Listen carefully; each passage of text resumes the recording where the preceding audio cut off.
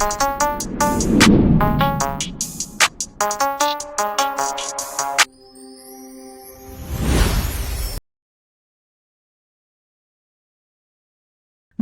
করা সেরা কিছু কালেকশন আপনাদের জন্য নিয়ে হাজির হয়েছি। শেষ পর্যন্ত দেখুন, মজা পাবেন। বিশ্বাস হচ্ছে না? তাহলে এই যে দেখো প্রমাণ।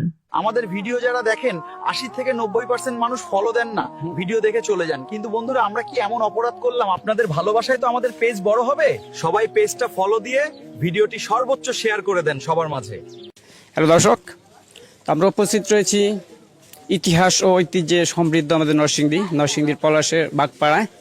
তো এখানে আসলে ইতিহাসের বিরল একটি ঘটনা যারা রেকর্ড করে ফেলেছে বলে আমরা মনে করি।